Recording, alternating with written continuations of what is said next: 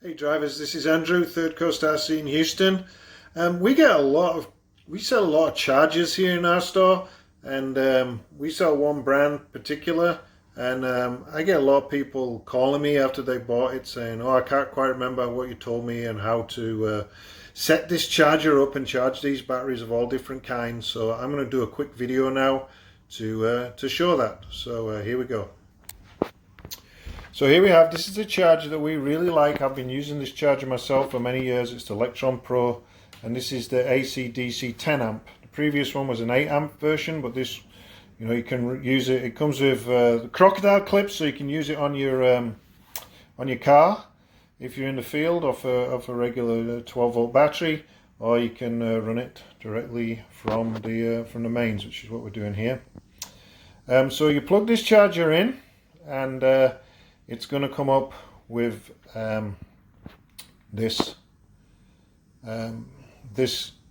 program select. What type of battery do you want to charge? Yeah, but before I get into that, I'm just going to show the leads and everything that come with this charger.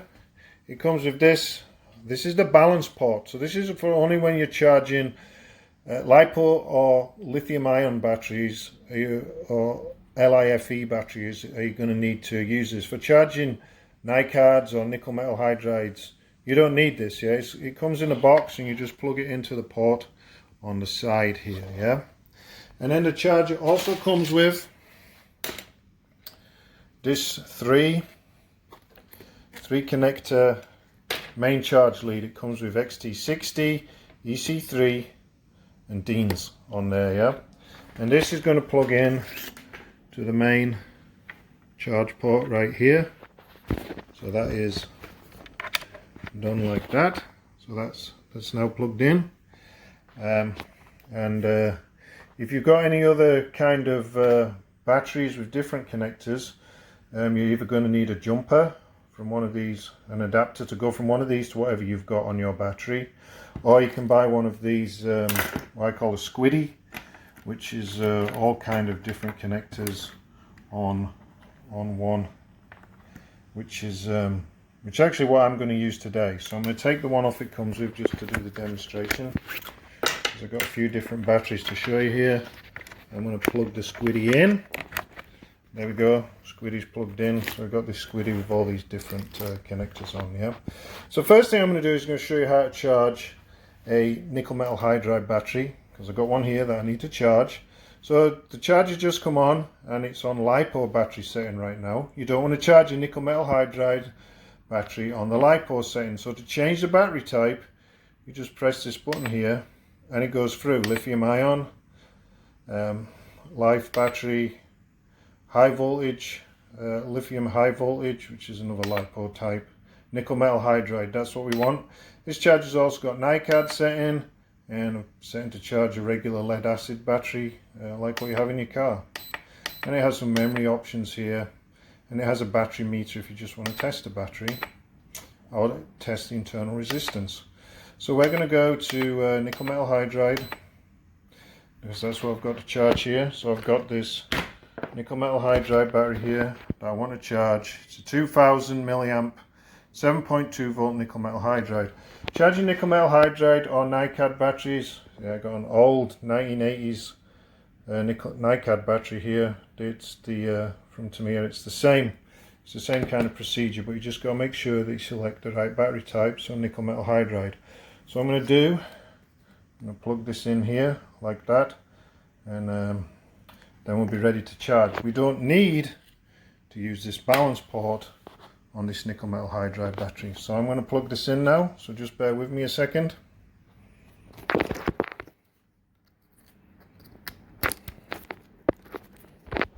So there we are, we're plugged in now, and the nickel metal hydride is ready to charge. Okay, so we're going to press start, and it will say there's only one real option here, and is what charge rate do you want to use.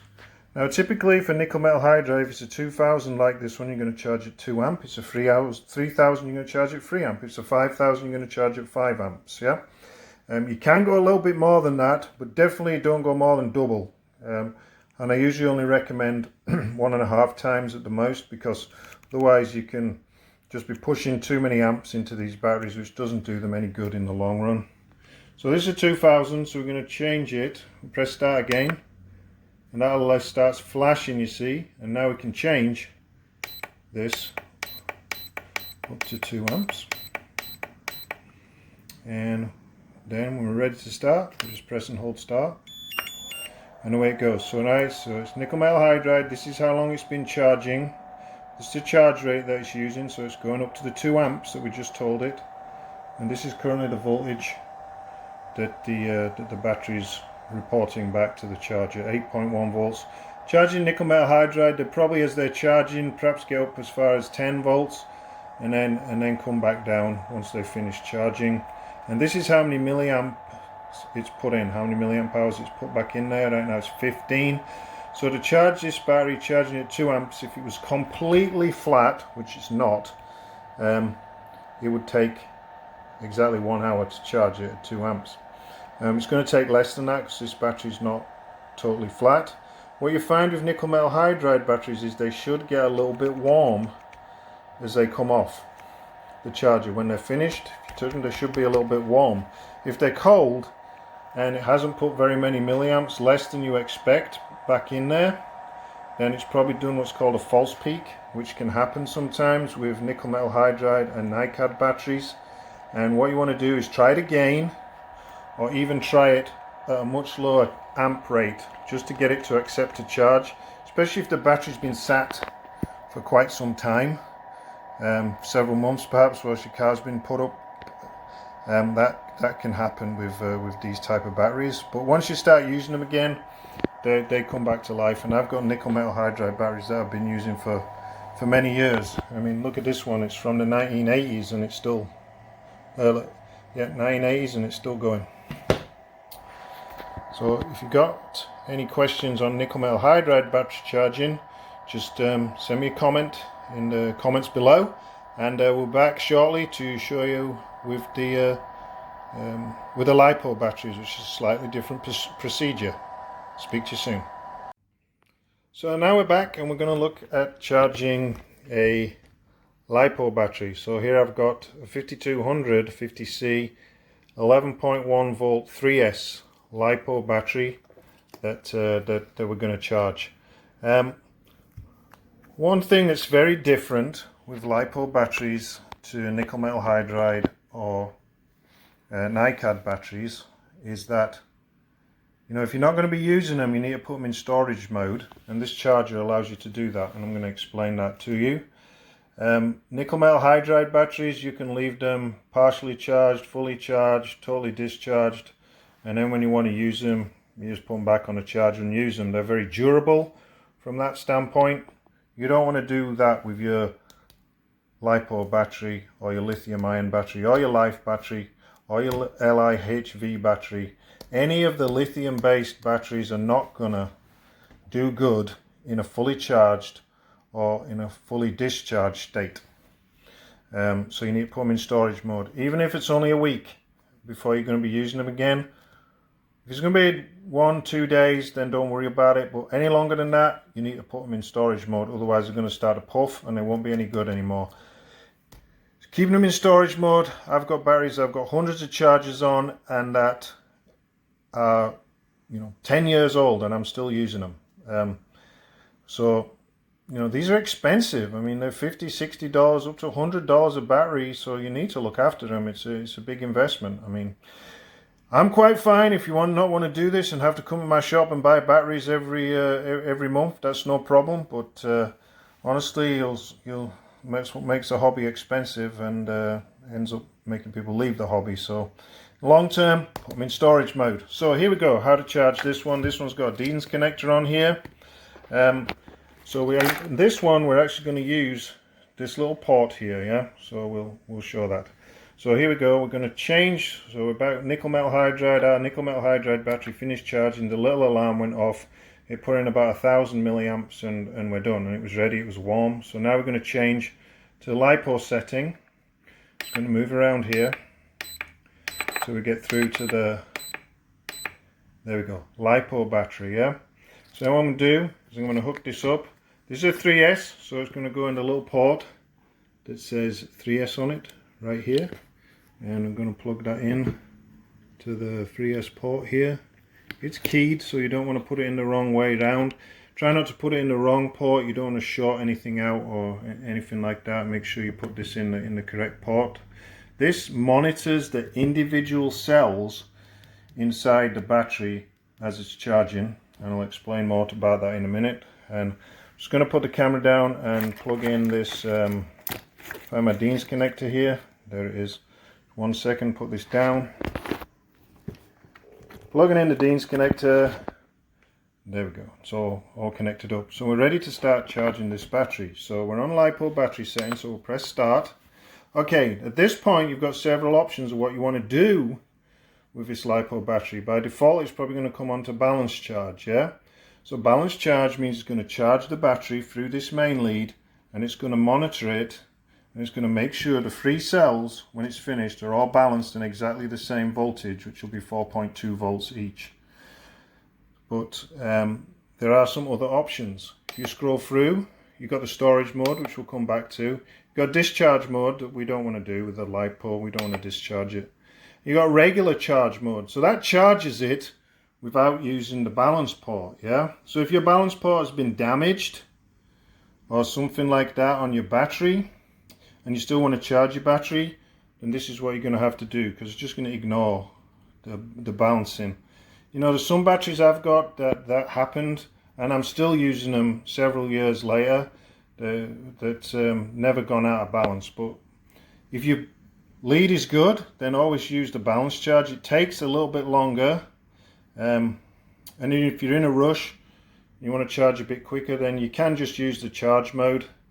But 1 in 5 chargers use the balance mode, yeah? So we're going to use the balance mode here, balance charge, yeah? So this is default, comes with 2S. This is not a 2S battery, it's a 3S battery with 3 cells in it. So we're going to press the little start button here. It's going to give us an option to change that. Now it's flashing. We can change it to 3S, yeah? And press start again. It's going to ask what the capacity of the battery is. This one's 5,200. It's going to come down. You can press and hold. I'm going to go down to 5,200. Okay, and it's going to charge at 5.2 amps, yeah? So again, same as was with the nickel metal hydride, it's a ratio of the actual capacity of the battery. Now if you're in a real rush, you can charge a little bit more than that. But generally I don't advise you charging it more than double what it's supposed to be charged at, yeah? So we are ready to start charging this battery now. So we can press and hold the start button, and away it goes. So again, tells you lithium ion 3S, we're using balance charge. This is the charge rate, 0.2 amps. It's how long it's been charging. This is the current voltage that the battery's reporting. Okay, I got an error there somehow. All live here, so it says connection check.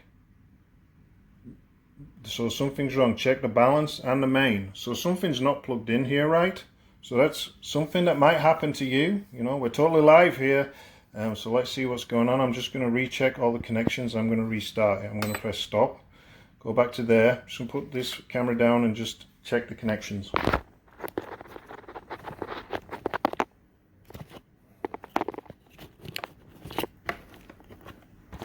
So I check this connection, I check this connection, I check this connection. And it could be that we've got some damage here. I've not charged this battery for a long time. It might be something in this balance lead. So let's start it again now. So it's started and it's going. And this is how much it's going to put in. This is the charge rate. See that start to build towards the 5 amps. The interesting thing is there's nothing. This one is not changing. Oh, it is now. It's starting to pick up as the charge rate picks up. I was just wondering if there was a problem with this part of the connection here. Sometimes the solder joints start to go out and you have to do some maintenance on your batteries. But it looks to be charging okay now, so maybe I didn't have one of those plugged in correctly. But it's a good thing to see that sometimes it's not quite as straightforward as you think. So we're charging away on this battery, and when it's finished it'll bleep and tells it's done. Whilst it's charging, you can actually look and you can monitor the voltage on each cell. So cell 1 is 3.94, cell 2 is 3.92, and cell 3 is 3.96. So this battery is a little bit out of balance, yeah, you can see, but because we're doing a balance charge, it'll try and get those as close as it possibly can when it's finished charging, just by putting a small amount into each individual cell through this balance port. So that's what that allows you to do. You scroll through, it shows you if you've got up to 6 cells that this charger can handle, and then we're back to the regular screen. So you just keep that going until it's done. What I'm going to do now is I'm going to stop it though, and I'm going to show you the storage mode, which is what you need to do with your lipos. So I'm going to stop this and say okay, so now I want to go to storage mode. Yeah, so again you put what type of battery it is. It's a 3S 5200, and now it's going to put it in storage mode, which basically means if it's fully charged right now, it's actually going to take some charge out of it. It's going to discharge it until it's about 60% full, and at 60% full this LiPo can sit for months, and when you come to use it, it'll be great. If you leave it sat fully charged, especially fully charged, it'll swell in that time period. If you leave it fully discharged, it doesn't do them any good. You don't want to do that either. So always try and use the storage mode. Like I said, this is an expensive investment, so these batteries, so you want to keep them in as good condition as you possibly can. So that's the storage mode, and if you just put it in and you press and start, and it's saying, look, this one's full. It's actually around the right voltage for storage. Right now it says it's in the range for where it needs to be for storage, so it's not going to do it because this battery is half charged. So what we're going to do next is I'm going to show you how to use, if you want to charge multiple batteries, how to use a Paraboard. So I'm going to grab a Paraboard and some batteries. You can only do this with LiPo batteries or batteries which have the balance port. You can't do it with nickel metal hydride or NiCads, but you can do it with LiPos and with lithium ion batteries and LiHV, and I think Lifes as well you can do it with. I'm just going to pause this video and I'll be right back with the Paraboard and I'll show you how that works. So here we are back, and now I've got a Paraboard. This is one that's set up for HXT 4mm, bananas some people call them, connectors that are quite common on the batteries from China and places like that, and this will allow you to charge up to 6 batteries, and it comes with 6 sets of balance ports on there. The way this plugs in is the Paraboard plugs in where my squiddy was, or my regular charge lead. Just go straight in there, and the balance from the Paraboard goes into the end here, into the 6S slot. Yeah, so we've got our Paraboard here already to charge, and I got 2 batteries here, 2 3300s. So if you want to charge more than one battery, up to 6 this will do, rather than having to do each one sequentially. This is a great thing to get. I actually think these are better than buying a dual charger, because one, you can charge up to 6 instead of just 2, and also the dual chargers, usually when one side of them goes bad, the other side goes bad, and your expensive dual charger that usually cost at least double one of these, there's so many more things to go wrong with them, then I think it's better to just use a Paraboard, because then you can charge up to 6. So what we're going to do is we're going to hook these up, yeah, and you hook them up in the same way. These are 2S batteries, so I'm going to plug this one into here like that, into the little 2S port, the little balance. It doesn't matter which balance you plug them into, or which main charge point you plug them into, doesn't matter. So just put this one in the right way around in here like that. So that's that, and now I'm going to hook up the main leads, make sure they're the right way around. I'm going to plug that one in, one, then I'm going to plug this one in over here where I've got a bit more space, right here. So now we've got them hooked up, ready to charge. So you might say, well, how do we charge these then? Well, these are 3300s, yeah, 3300 7.4 volt 2S batteries, 30Cs. We're going to charge these. So there's two together, so 3300s.